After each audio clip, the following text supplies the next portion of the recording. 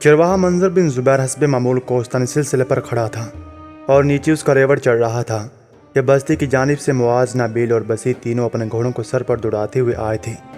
कोस्तानी सिलसिले के ऊपर चढ़े इब्ने जुबैर के करीब आकर मुआज अपने घोड़े से उतरी। उसकी तरफ देखते हुए नाबील और बसीत भी अपने घोड़ों से उतर गए। फिर मुआज तेजी से मंजर बिन जुबैर के करीब आई और उसे मुखातिब करके कहने लगी, अब मुझे बताया गया है कि हिस्पानिया में मोहतरम खैरुद्दीन बारबरूसा के साथी हसन करसू और काकाद आए थे और उन्होंने आपके यहाँ क़याम किया था। हम तीनों अभी आपके घर से होकर आए हैं। वहाँ से पता चला कि आपके साथ वो घर से जा चुके हैं। क्या आप बताएंगे कि वो किधर गए हैं, उनकी मंजिल क्या है?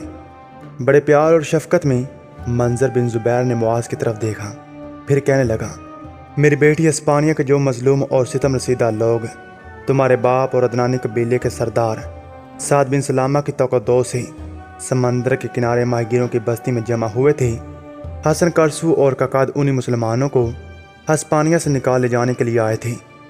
उन्होंने वाकई रात मेरे यहाँ बसर की थी, लेकिन सुबह सवेरे अंधेरे मुँह ही मेरे यहाँ से चले गए थे। दोनों ने खाना भी नहीं खाया। वो साहिल की तरफ गए थे, इसलिए कि उन्होंने वहाँ से मुसलमानों को निकाल कर अफ्रीका की तरफ रवाना होना है। इससे आगे मुआज ने कुछ ना पूछा। एकदम जस्त लगाने के अंदाज में वो अपने घोड़े पर सवार हुई। फिर मंजर बिन जुबैर को मुखातिब करके कहने लगी, हम तीनों साहिल की तरफ जाते हैं। हो सकता है अभी तक उन्होंने वहीं क़याम किया हो और हमारी उनसे मुलाकात हो जाए। नबील और बसीत भी अपने घोड़ों पर सवार हुए और फिर तीनों अपने घोड़ों को एड़ लगाते हुए कोस्तानी सिलसिले से उतरकर साहिल का रुख कर रहे थे। तीनों अपने घोड़ों को सर पर दौड़ाते हुए साहिल पर मलाहों और माहिगीरों की झोंपड़ी नुमा बस्ती में दाखिल हुए थे। साहिल पर जाकर मुआज अपने घोड़े से उतर गई। उसकी तरफ देखते हुए नाबील और बसीत भी अपने घोड़े से उतर चुके थे। फिर जो पहला शख्स सामने आया उसे मुखातिब करते हुए मुआज ने कहना शुरू किया, मेरे मोहतरम मैं कैतानी कबीले के सरदार काब बिन आमर की बेटी हूँ। उस शख्स ने मुआज को अपनी बात मुकम्मल न करने दी। हल्की हल्की मुस्कुराहट में कहने लगा, बेटी तुम्हें तारुफ की ज़रूरत नहीं है। मैं जानता हूँ तुम्हारा नाम मुआज है, तुम्हारे पीछे तुम्हारी बड़ी बहन है, दोनों काब बिन आमर की बेटियाँ हो, और तुम्हारे साथ जो तुम्हारा मुहाफिज है उसका नाम बसीत है। पूछो क्या पूछना चाहती हो? मुआज के चेहरे पर हल्का सा तबस्सुम नमूदार हुआ। कहने लगी, मैं सिर्फ ये पूछना चाहती हूँ कि हिस्पानिया के सितम ज़दा और मजलूम लोग यहाँ इसलिए जमा हुए थे कि अफ्रीका की तरफ चले जाएं। उनका क्या हुआ? अफ्रीका से कुछ लोग उन्हें लेने आए थे। क्या अभी तक उन्होंने यहीं क़याम किया हुआ है या वो कूच कर चुके हैं? उस शख्स ने बड़े गौर से मुआज की तरफ देखा, फिर कहने लगा, बेटी तुम तीनों देर से यहाँ पहुँची, वो तो कब के यहाँ से कूच कर चुके हैं। इसके साथ ही वो बूढ़ा वहाँ से हट गया था। उसके इन अल्फाज पर बेचारी मुआज की हालत कुछ इस तरह हो गई थी जैसे उसके शरियानों में मायूसी की लहरें भर दी गई हों। आंसुओं की नमी आहों का कर्ब उसके मुकद्दर और वक्त में लिख दिया गया हो। उस समय उसके चेहरे पर शिकस्तों के गुबार में लिपटा हुआ गदाबो कर्ब नुमाया हो गया था। फिर वो अजीब सी हालत में समंदर की तरफ देखने लगी थी। उस समय बेसदा समंदर का सीना दूर तक खाली और नीला था। सिर्फ मौत का रक्स करती वक्त के धारों को तोड़ती लहरें एक बैरानी कैफियत में साहिल की तरफ आती थीं और अपना सर टकराते हुए फिर लौट जाती थीं।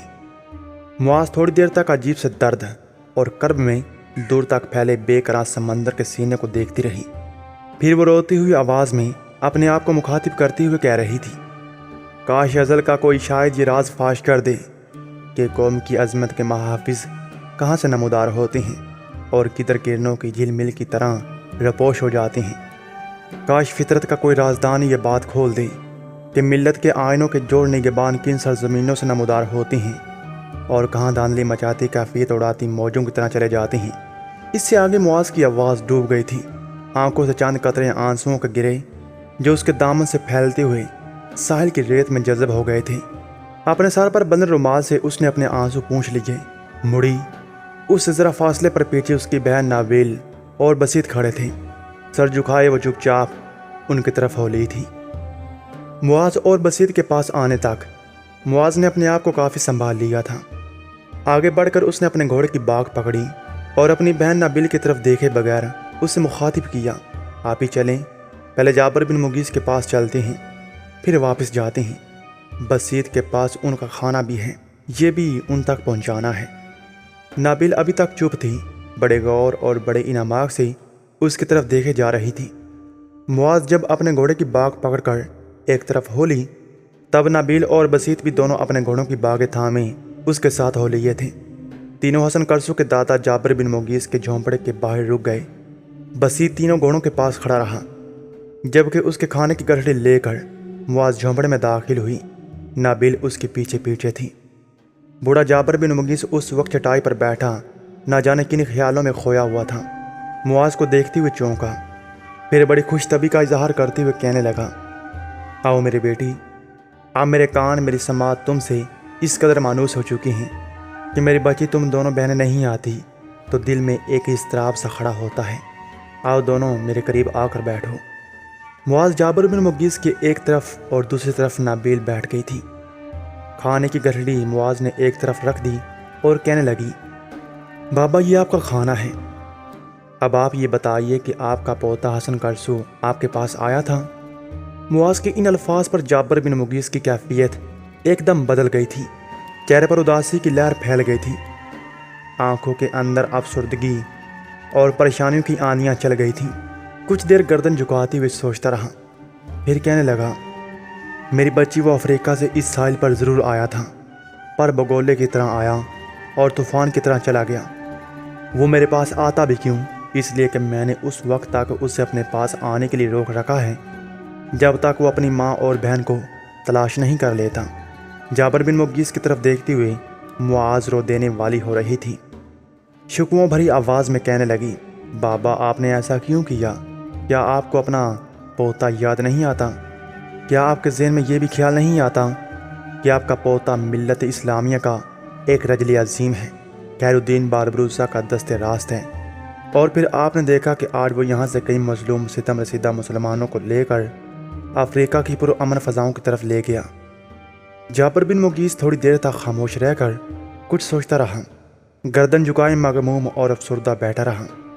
پھر کسی قدر روتی ہوئی آواز میں وہ کہہ رہا تھا، میں اسے اپنے پاس رکھ کر منجمد پتھر اور چٹان کی طرح نہیں بنانا چاہتا تھا۔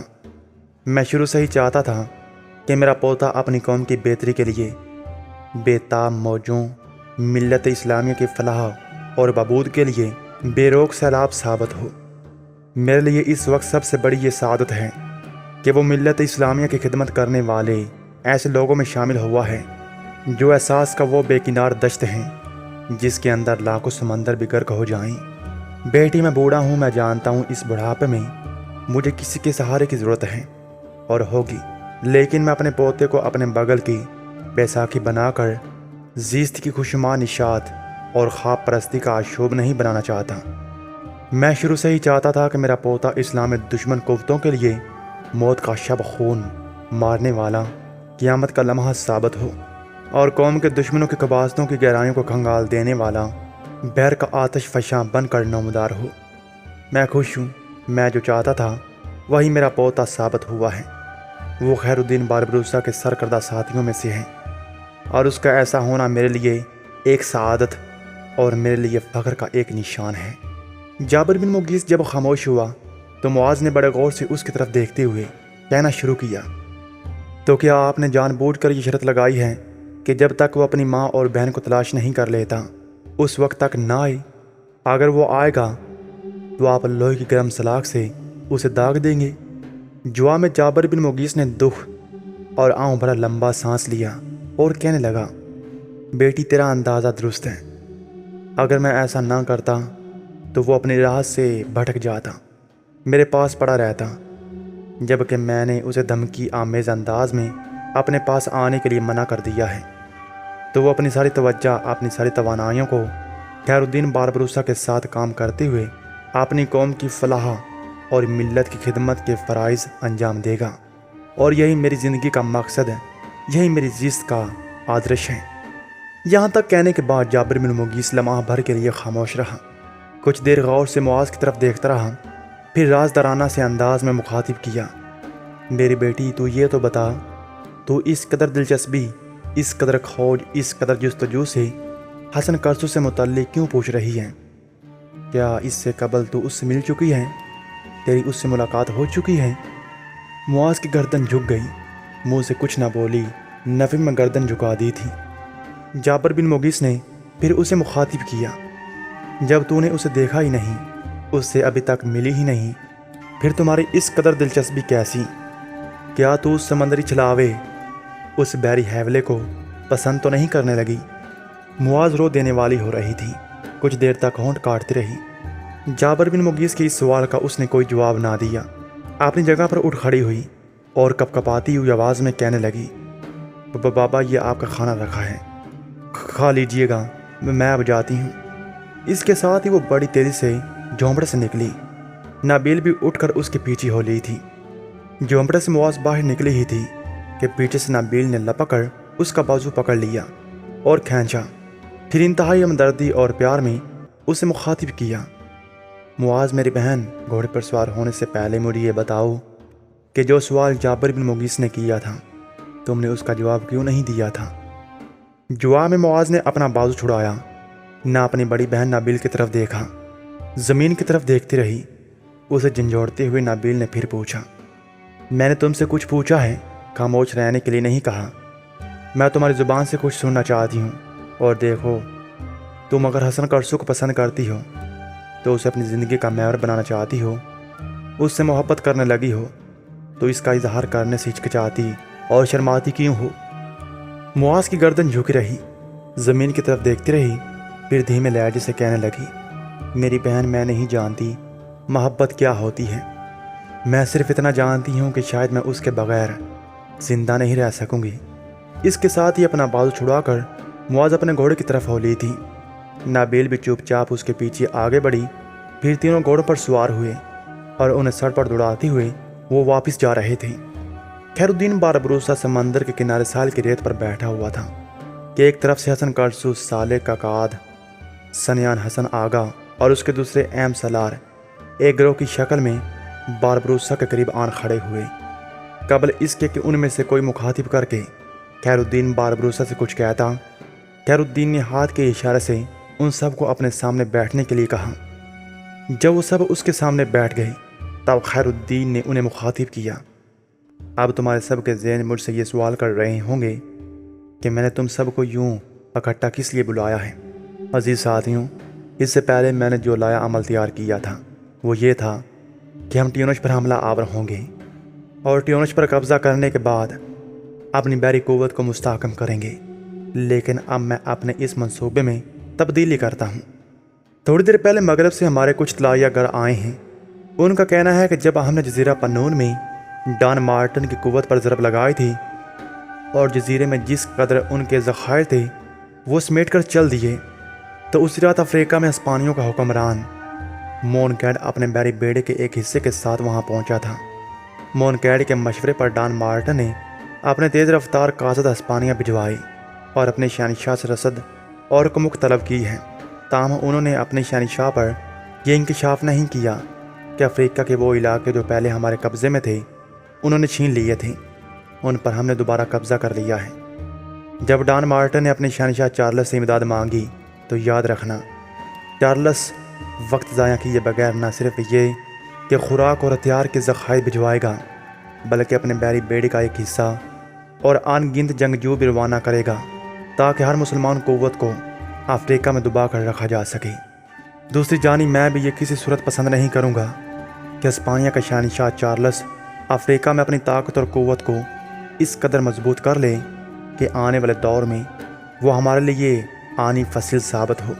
میں تمہیں یقین دلاتا ہوں کہ جب تک ہسپانیہ سے جزیرہ پنون والے نصرانیوں کی امداد اور قوت پہنچے گی، اس وقت تک میں اس جزیرے کی شکل اور صورت ہی بدل کر رکھ دوں گا۔